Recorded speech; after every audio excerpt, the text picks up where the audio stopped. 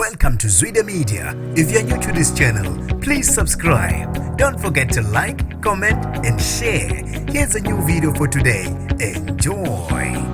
Uzifake enkingeni umculo u-Duncan la bethi naye uzama ukuphawula ngengoma ethe yahlukaniswa unyaka waseke esiqhatha nabalandeli kanye noNtencane emva ukuthi ke inkulumo yakhe ingehlanga kahle kubathandi bomculo ka-Maskand. Sanibonani ngenibingelele ngiphinde nginamukele kuzo zonke indawo kuphina kuphi la nibuka khona le video. Mangokuqala usijona lelikhasi wamulekile igama lami usibonga konke wakandwande. Ngicela usubscribe mawungasubscribe uphinde ucindeze nebell khona uYouTube angeke akushiye ngaphandle ngaso sonke isikhathi mangifaka ehamba phambili.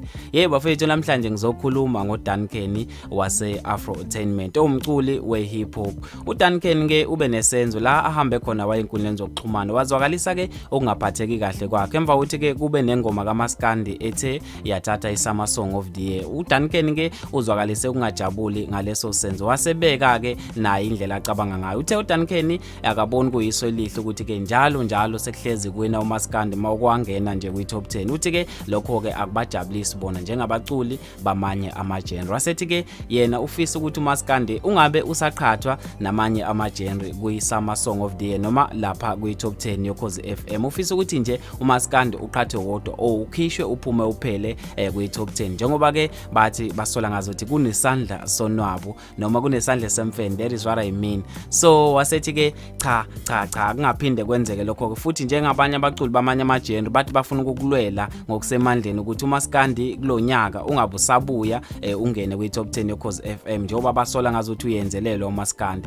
Abantu ke emva kwaleyo nkulumo leyo kube ukuthi uyiqhathe nabo uDuncan emva ukuthi ke ekhulume leyo nkulumo. Kahle uDuncan isifiso sakhe ube expect noma befisa ukuthi kuwine uBig Zulu. Kwangenzeka ke ngebhadi kwawina uKhuzani walandelwa imbangi yakhe lapha igcokamelisha. Kanti ke lokho kumenze wadina wafa uDuncan. Ube sesho ke nanokuthi ke yena ngokwazi kwakhe ingoma okumele ingene kwi-top 10 ingoma ke enama streams amaningi hayi nje ingoma noma yipi. Kanti ke uNtencane ubesengenelela ke naye ephendula ke ephekwe inkulumo yakhe uDuncan. Uphendule wathi ke uNtencane wabhala kanje lapha enkundleni zokuxhumana.